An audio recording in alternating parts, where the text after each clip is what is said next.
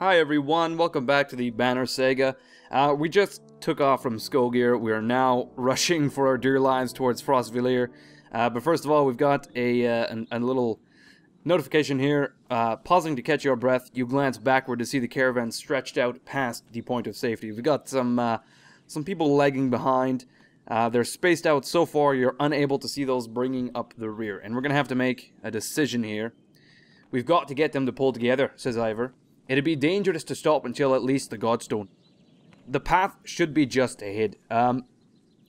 Okay, we've got 4 choices here. We can call an early stop for the day, slow the pace so everyone can catch up, keep a steady pace, rally the caravan with the speech. We don't want to stop at all, because assumedly we have some dredge following us to Frostvellr. We can slow the pace so everyone catches up, which is not bad. If we keep a steady pace, there is a chance that someone, may die, or we can rally the caravan with a speech. So really, the only options are 2 or 4. I'm going to try 4.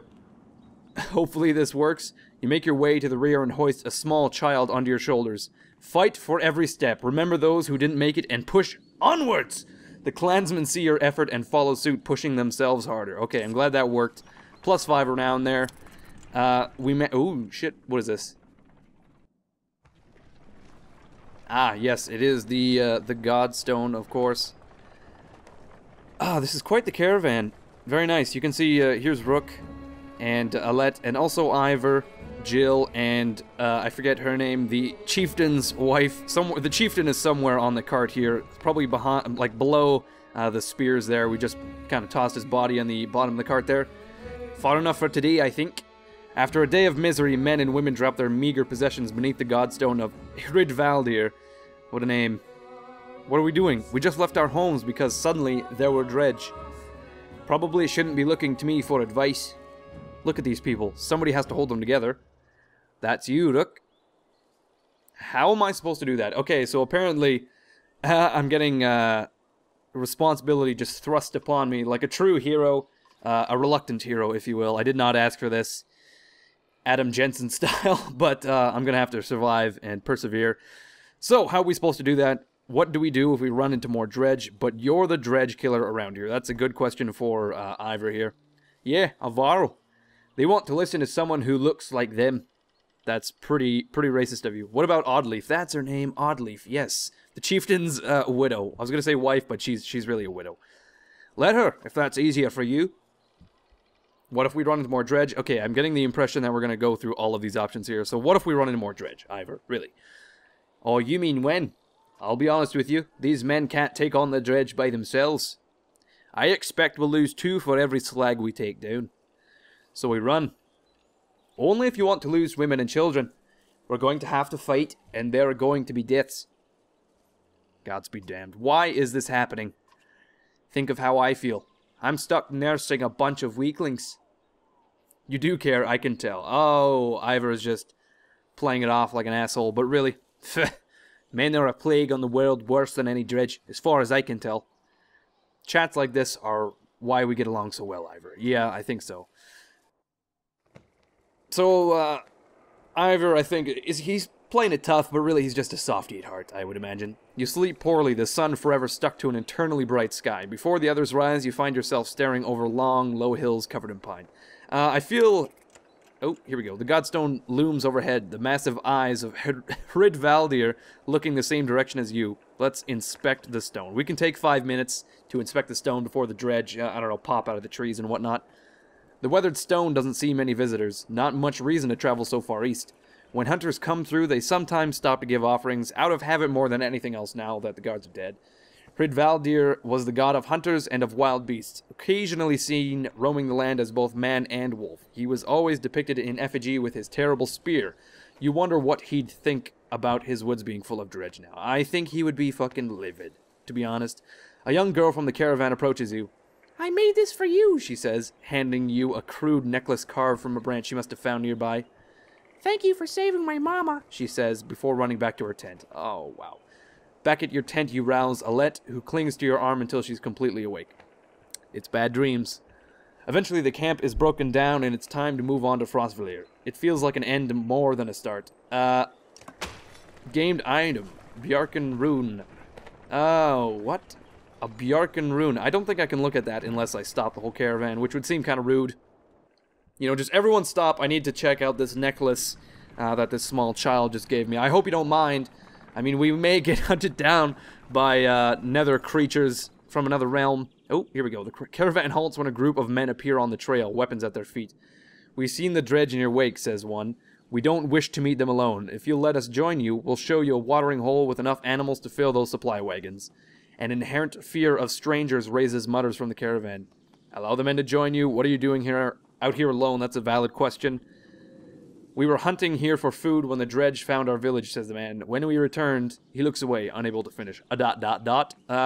We will allow the men to join us.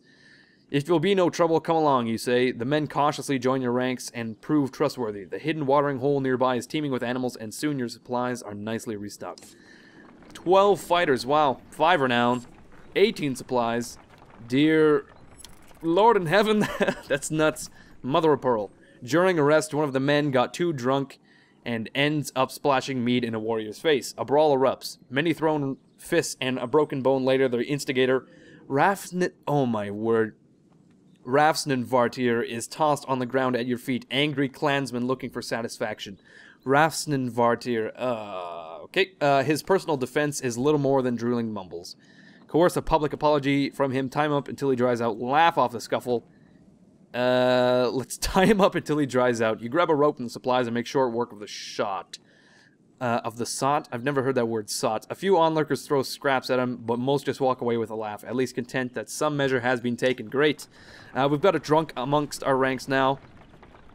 Alright, regarding those guys that we met, I think... Oh my god, another notification. The caravan is visibly relieved to find a small village on the way to Frostvellr, with beds and fresh supplies. The locals here are shocked by the news you bring and discuss it among themselves while you set up nearby. Okay. I was gonna say about those guys, there's no point turning people away. The dredge are coming, and we need everyone we can get, and, I mean, we're gonna band together to fight this weird force. They can cause trouble, but they're not gonna be any more trouble than the dredge. You know, if we can kill and defeat the dredge to some degree, I'm sure we can handle a few 12 guys. So, I mean, we might as well bring them on board. More good than bad, I would assume. Watch me. I'm going to be eating my words by the time of this playthrough is over. But anyway, we're going to move on here. We're heading to this small village for some reason. Ooh, it's quite nice, actually. And Jill has some shit to say, and we're just going to ignore him probably until the sun don't shine.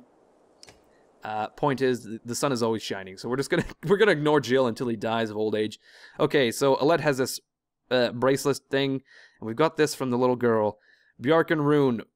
Ooh, 15% to dodge strength attacks. A crude medallion made from a branch from the trees above the Godstone Valdir, carved with a curious rune. My word, all of these Nordic things are tripping me up. Okay, we can give it to Alette or Iver, because it is level 2. I was going to give it to Rook, but he is only level 1, and you know what, we can promote him right now. Here we go. For 5 renown, and we might as well go ahead and do that. Blammo. Rook is now level 2. We'll give him that rune because he, out of everyone, most likely needs it. Oddlief, I'm sure, could use it as well due to her nature as a archer, but there you go. Okay, we're going to promote everyone for now. I feel like renown at this point in time is not extremely necessary. I mean, we do need supplies, and we can always buy these items as well. Valka thread, that seems like a very good item to have. Fabled armors sewn with thread woven by early menders were said to restore themselves over time. But that is 20 renown. We have 24, or 27 rather. See, this is basically a better version of that rune that little girl just gave us. So basically we're going to throw that rune out, stare the little girls in the eyes, and actually we're just going to light it on fire and toss it aside. Because we have this new one that we're going to buy for renown. We can get a sunstone as well, which means attacks are never deflected. These are all very good items. Well, I don't want to say very good because, you know, I don't really know what the end game items are really like. But to me right now, at this very moment in time, these all seem like Good items. I'm going to buy this Valka thread, I think. 1 armor per turn. That would be good for Iver. And then we're going to buy a few supplies here. We'll round it up to 70, I think. Which is 17 days worth. I'm not sure how far Frostvellr is, but I'm hoping we can make it by then.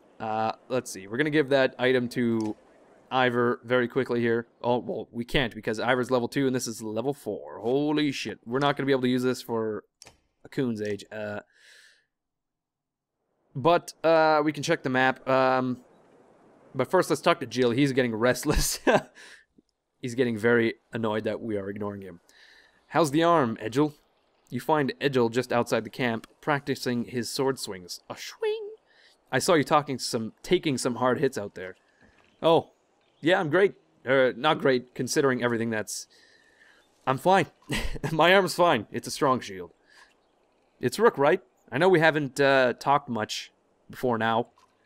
But if you want, just call me Jill. Okay, Jill. I wanted to let you know that I meant what I said before, about making sure nothing happens to Alette. You think about what to say. I've never seen a shield like that. Let's just change the subject completely. I've never seen a shield like that before. Iver seems to think you're pretty good. You're protective of Alette, huh? Let's just cut right to the chase here. Well, she's... I don't want her to get hurt. You can see his cheeks turn bright red. Oh, Jill. Jill, you. Don't worry, she can take care of herself, too. I know, I didn't mean easy, Jill. I know what you meant. You think about what to say, once again. Okay, I've never seen a shield like that before. Yes, it's like pure metal. Yeah, I doubt there's many. My father made this. It's solid metal. Really heavy. But I've been practicing with it since I was a kid. So he's just slightly, very subtly hinting towards his massive muscles and bulging biceps. Like, oh, it's really heavy. But only I can handle it due to my bulging muscles. I used to spend a lot of time just getting used to lifting it. See, he's just... I imagine he just sat on a lot of logs and he just does like a couple sets, a few reps, just pumping up. And exactly, see here, he's showing off right now. He raises it up to show you, I can just lift it like this. I'm pretty good with it now, he says. This guy is just kind of full of himself. Just a little bit. It's the only thing of my father's I have left. Then when my mother died, she gave it to me before she died.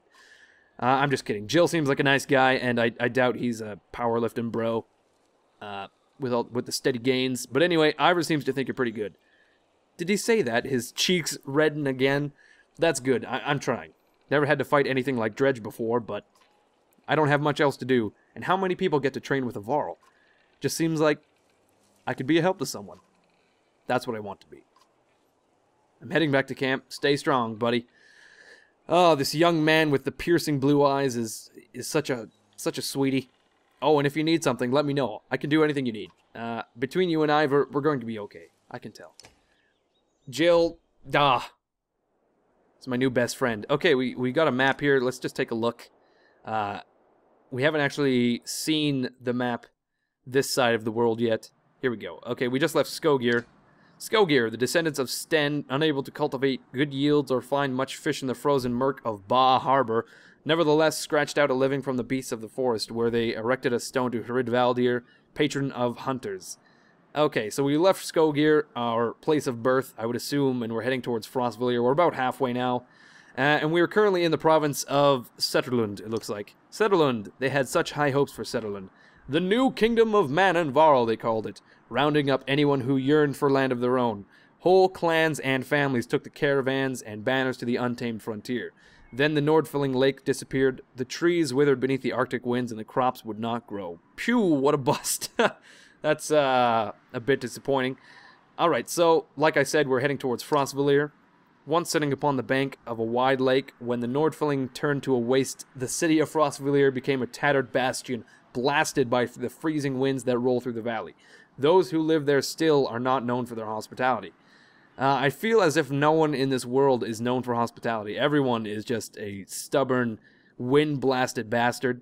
Here we go. Nordfelling wastes. That's where we are as well. The Nordfelling were not always wastes. At one time, a lake sprawled for hundreds of miles, until the land cracked beneath it and the water drained over generations, leaving a featureless frozen desert. Within, curious explorers found the remains of a Godstone, Radormir and wondered how it got there. That is slightly odd. But anyway, that's enough of the map here. Let's hit the road again and try to save as many of these people as we can. We're going to leave right now. Here we go. On the road again. Oh. You're only just outside the village when 2 men in red approach. My name is Hogan, says one, gesturing to the other. My brother is Mogan. Many from the village wish to join you to Frostvellr. A third man, exuding rage, charges up to the group. Shut your mouth, Hogan, he screams. Oh, that sounds like danger. Danger. What's going on? These bastards don't speak for us. They've been trying to divide the village since you got here. True, you can keep whoever you want to stay and die. The rest of us will go with the reasonable people of Skogr. I'll have you both gutted before I let half the village desert. This guy doesn't look like he would be the angry sort, but he truly is. Behind the angry villager, a mob of armed thugs have appeared, all furrowed brows and nervous stares. You both know what will happen to the rest of us if the fields are abandoned. Nobody leaves! Okay. There won't be anything to tend once the dredge arrive. True, let your people decide on their own. That's also true-ish. I don't want anything to do with this. Not true at all. There won't be anything to tend once the dredge arrive. We need to migrate. Dredge my ass! I don't know what the scam is this time, Hogan, but you got 2 choices. Get back to work, or I'm finally putting you in the ground. Mogan, what do you say? Thought it was unfair that he only asks me. Mogan draws his axe slowly, followed by Hogan. Despite their confidence, the brothers are significantly outnumbered. I think I make a poor farmer. Ooh, what a one-liner. Alright, settle this yourselves, don't get involved. No, I won't kill men for defending their homes. Side with the villagers. Iver, let's make this a fair fight. Yes. Fair fights all the way through. Iver steps forward. The thugs hesitate. As you pull your axe, you notice that Alette is nowhere to be seen. She saw danger and quickly bolted. But that's not a problem. We have more than enough people to take care of this. See, we got Hogan and Mogan, the blonde twins of yore. I'm just kidding. I don't know what the hell I'm talking about. The blonde twins from this village here. Berserker bastards ready to go. And we're going to slaughter some innocent, well, in the grand scheme of things, innocent villagers. Alright, we're somewhat split up here. I'm going to grab Jill, probably put him closer to Oddlief. I don't know where Rook has... Oh, shit, Rook is all the way over here. We'll put him next to Iver. Ta-da! Not a bad formation, I don't think. Who is first? Iver. Okay, let's actually put Iver right the fuck here. Yes, right there. There we go. Good enough. Iver's immediately gonna boot fuck this guy. Here we go. For armor damage. Plow. Not a problem. I'm not sure why all these villagers are so well armed. Like they came out armed to the fucking nuts to basically murder these 2 guides out in the field, just for, you know, for wanting to abandon the place. It is true though. The dredge are coming, and there's no point in standing around and, you know, hoeing the ground when you got this fucking force of death and destruction coming to wreck your day. You might as well join with the caravan gliding by, save yourselves and your family, and head to another town, such as Frostvellr. You know, united we stand, divided we fall, I suppose. And here we go. We're gonna get, who is this? Hogan, to knock a few points off that archer woman there. Mogan is actually going to stand tall against this fellow here, I would say. And he's gonna... Ooh, what the hell is this? Bloody Flail. 4 attacks at 1 strength or arm each. Last hit adds... Or 1 strength or armor, sorry. Last hits adds +1 for each adjacent ally. Okay, well... 4 armor or strength damage. Let's try that. Bloody Flail. Here we go. Oh, I see. It just chooses at random which to affect. That makes some sense. Holy shit, that guy is strong, and Iver is losing a bunch of armor immediately, unfortunately, from all these folks around. And it looks like our friend Mogir is starting to get surrounded, but Jill can attack this guy for not much damage at all, which is not the greatest. We'll do 2 points of armor damage. At least that's something. Oddlief will be able to attack pretty soon here. I think Hogan/Mogan is probably not going to survive this fight at this rate. But we'll get Rook into the action here, and he can attack this guy. We're not doing much damage at all. We got to do a lot of armor damage before we can really do anything. Okay. Once again, surrounded. I mean, should have seen this coming, and to be honest, I did. I thought we would mop up on the left here a bit before this shit occurred, but apparently not. We can't actually shoot anyone except for this guy, I would imagine. 2 armor damage. Probably could have shot that archer, but too little, too late.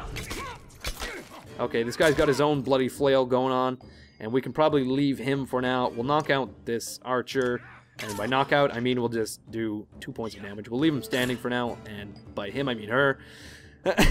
Okay, Rook is kind of being useless at the moment. He's just not strong enough at the... Oh, sorry, that was actually Hogan/Mogan. And Iver is taking some serious beating from this guy. Shit. Our strongest unit is now probably our weakest unit. There goes Mogan. He is dead permanently. But Jill can take care of this. We'll knock this guy down to 1 point. And that's not bad. This archer did 3 damage somehow with only 1 strength. That's a little annoying. And Rook is most likely going to get destroyed pretty soon here, but we can knock this guy down to 1 point. We've got a lot of enemies with 1 point of health now. Okay, well there goes Iver, of all people. Iver has been knocked out. I'm glad people don't die permanently, otherwise all of our heroes would actually be dead right now. Due to my mismanagement, but here we go. Finally, it pays off.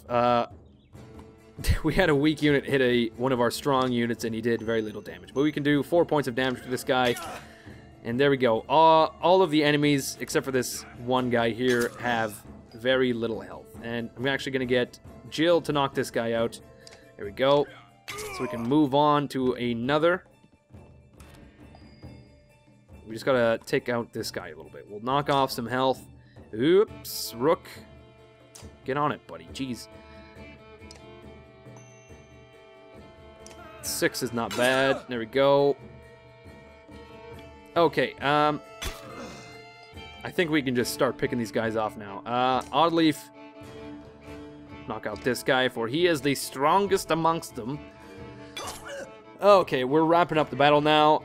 Unfortunately, I'm finding it very difficult to fight these battles without losing at least 1 or 2 heroes. I mean, I suppose that's normal. They're just casualties of war. But ultimately, I would like to not lose a single soul. If I were a tactical genius, that would be possible, but I don't think it's going to happen anytime soon. I suppose we'll find out. But anyway, Jill has just gained a promotion, and Rook is about to mercilessly slaughter this woman here. No shame. There she goes. Pillage mode engage. Oddlief can probably end it right now. Right here, right now. There we go.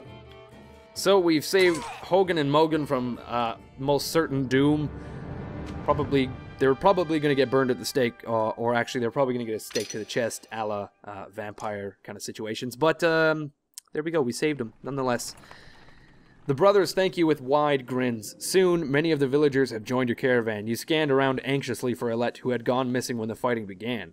Eventually, you find her watching from afar. Hogan returns at that moment, introducing you to his son and wife, and you soon set out again. You know what? I didn't even know those brothers have sons and wives, and yet I saved them, and holy shit, half the village has joined us. We gained over 100 clansmen, 20 fighters, 30 supplies. Damn, that turned out pretty well. Alette marches quietly alongside the caravan, a little distant since leaving the village. When you stop for a rest, Oddlief approaches you both. Alette, I have something for you. Oddlief has gathered up the long banner from the caravan and smiles warmly as she passes it to Alette. What's this about? I was hoping you'd sew up the banner with everything that has happened since we left Skogr. Come find me another time, Rook, and we'll talk. Before you can comment, she departs. And like that, she was gone. Dad, are you the chieftain now? I don't know. I guess I'll have to find out later. It looks that way. It really does. It's looking that way. Oh, then that means you're both quiet for a moment while Alette unfurls the banner. Oddlief has been teaching me how to sew. She speaks pretty highly of you. Can we read the part about Mom? Shit, this is about to get depressing. Look at that face. Oh my god. Okay, here we go. You nod. On the banner has been sewn the story of the families who have lived in Skogr throughout the years, just as is done on every banner in every town. I wish she were here, but I'm kind of glad she isn't. The section of the banner about your family is short, but Alette has been sewing in colorful designs. Why do you say that? So she doesn't have to deal with all of this. Dredge, leaving home, and... Why did you have to kill those men? In the village? I mean, if it's okay to ask... They would have killed others. I'm more worried about why you disappeared. I had to make a hard choice. Yes, we had to make a hard choice there. Because the Dredge are terrifying. Every time we have to fight them, I just want to run. But I don't want to kill a person. Please. Are you mad at me? No, it's okay. You might have to someday. I'm glad you don't want to. You might have to someday, honestly. I guess I would do it if I really had to. But do we have to? I would hope to avoid it at all costs, but I know what you mean. Yeah, I know. Dad, I think you're doing a great job. She hugs you. You spend the rest of your time together sewing new verses into the banner. For better or worse, the story of Skogr is your burden now. Oh, it's getting pretty beautiful up in here. Okay, we want to talk to Oddlief right away? No, I think we'll do some... Well, there's nothing to do, actually, except for talk to Oddlief, so here we go. Conversation ahoy. How are you doing, Odd? What a name. I'm alright. Not at first. Sometimes when a loved one dies, people say it doesn't sink in for a while. It sunk in for me right away. People tell me I'm a strong woman. It's funny. My father named me Oddlief before I was even born. He wanted a boy so badly. Strong woman. What does that even mean? I never cared for that expression. It means you're going to be okay. People look up to you. Let's just stare in stunned silence. People look up to you. That's what it means. Don't take this the wrong way, but I don't want to be known for handling my feelings. If I feel nothing about my husband dying, people think I'm strong. If I cry because my inside feels like they're on fire, I'm weak. Why does that feel so backwards? I'm sorry, Rook. It's been hard. You're not sure what to say. In the many years you've known the chieftain's wife, this is probably the most you've ever talked. You asked me to come find you? Yes. It's about the banner. I thought about it a long time. He asked me to give it to you, you know, if something happened. Why me? You're my family, or your family, you should carry it. What would you have done? What would you have done, Oddlief? That's what I've been thinking about so much. It should be mine. I should carry it. But I thought about why he named you. I get it. They won't follow a woman. Families would leave. Our banner would be divided. I think they would follow you. I would vouch for you. You're probably right. It's the breasts. Everyone's scared of breasts and vaginas. And, you know what? Breasts and vaginas, they can't lead you to victory or a new lifestyle. It's only dicks. Only dicks can do that. So you're probably right. No, actually, I would vouch for you. I think they would follow you, Oddlief, because you're such a strong woman. Come on, Rook. This isn't the time for pretend. It's not just about our small town. What happens the first time we need something from another clan? How will that go? And the first time someone thinks they can take advantage of us? I think this is what has to happen. Maybe this is what it means to be a strong woman. Yes, the perfect answer. She looks sideways, eventually giving over a timid smile. I'm not sure if that's the dumbest thing I've ever heard, or the sweetest. Holy shit, Rook, you're such a smoothie. Such a smoothie. Listen, I know I dragged this out. The truth is, my husband and I could never have a child. I don't want our banner to end here. It'll be safe with you and Alette. I know you're going to take care of her. She puts her hand on your shoulder as she heads back to the camp. +5 renown for being the smoothest motherfucker this side of Skogr. We could rest. We'll rest for one day.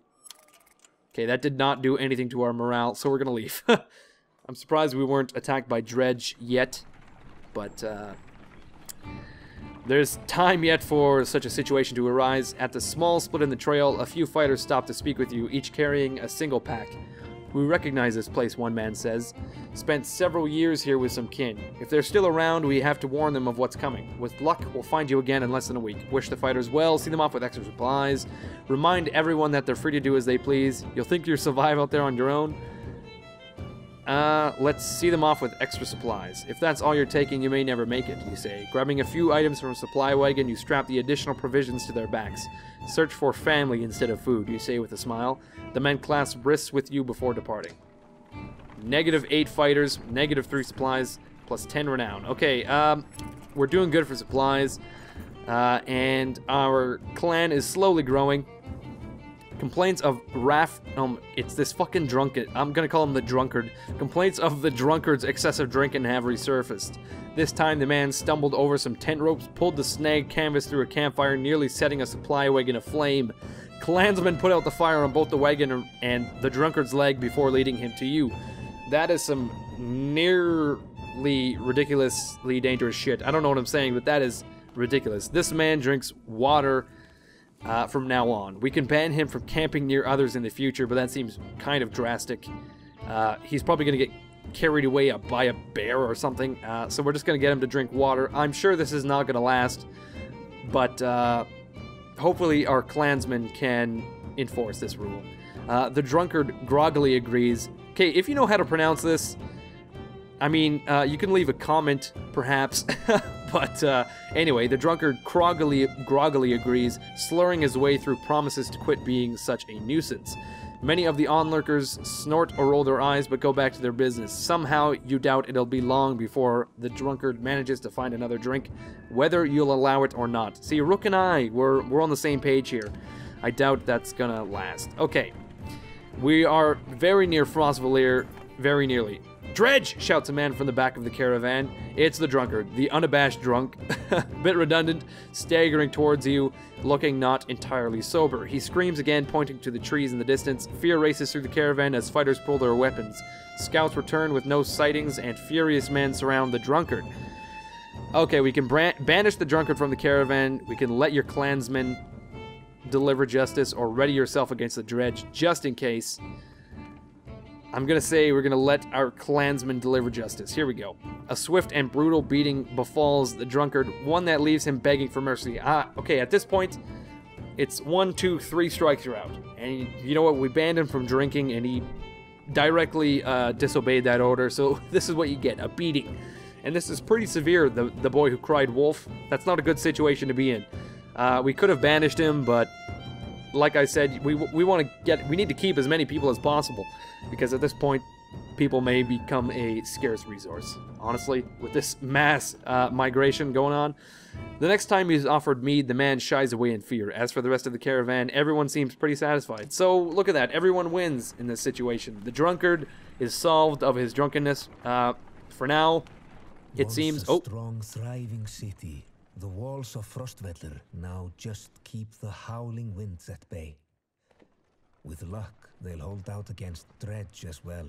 Oh boy, look at this place. Frostvellr. I'm not sure how he said that, but it was way more Scandinavian sounding than I could probably ever achieve. But the outer wall in this place, right up here, that is looking like it's in serious disrepair. Okay, you know what? I feel as if this is a good place to end. We've just arrived in Frostvellr, and you know what? When we come back, we'll have to deal with what's going on here. But everyone, thank you for watching, as usual. I'll see you next video.